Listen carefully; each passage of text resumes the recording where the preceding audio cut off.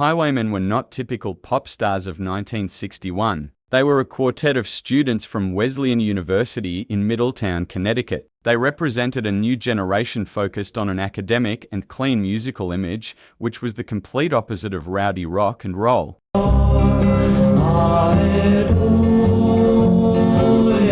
Their style was based on soft, impeccable harmonies and an acoustic sound. In the early 60s, as young people began looking for an alternative to commercial pop, groups like this became the face of the emerging folk revival. The song Michael is an adaptation of the traditional African American spiritual Michael, row the boat ashore. Michael, row the boat ashore. The song's history traces back to the American Civil War era. The Highwaymen, inspired by this powerful, historical melody, recorded it in a deliberately simple but charming style. Their arrangement included acoustic guitars, a banjo, and most importantly, their signature clean, multi-part harmonies.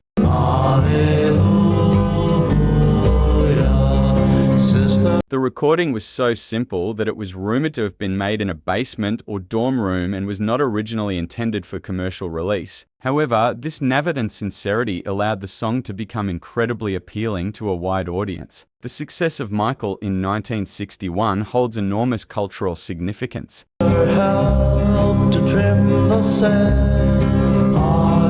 While the rest of America was going wild over the twist, the Highwaymen offered a different path: music for reflection, a return to folk roots, and an emphasis on lyrics and melody rather than rhythm. This hit signaled the powerful breakthrough of the folk revival into the mainstream, which was previously unheard of.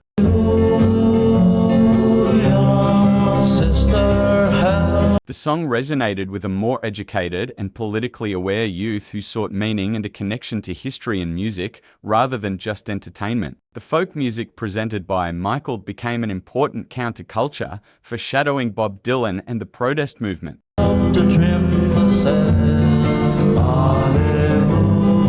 Unlike the drug or moral scandals associated with rock and roll, the only controversy surrounding Michael concerned its authorship. Since it was a spiritual with roots in anonymous folk creation, the question of royalty rights arose. Legally, the rights were attributed to the group, which sparked debate about the commercialization of traditional art.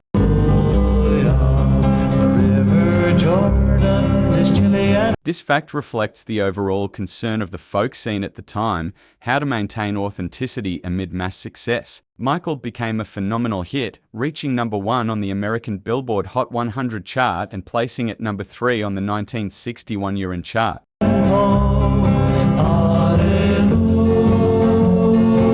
The song's legacy is immense. It not only made the Highwaymen stars, but also showed the industry that acoustic music based on folk traditions could be just as commercially successful as pop or rock. Michael remains a classic example of an intelligent pop hit and an important marker of the early 60s. Chills the body, but not the soul. If you liked the video, like and subscribe. There will be a lot of interesting things.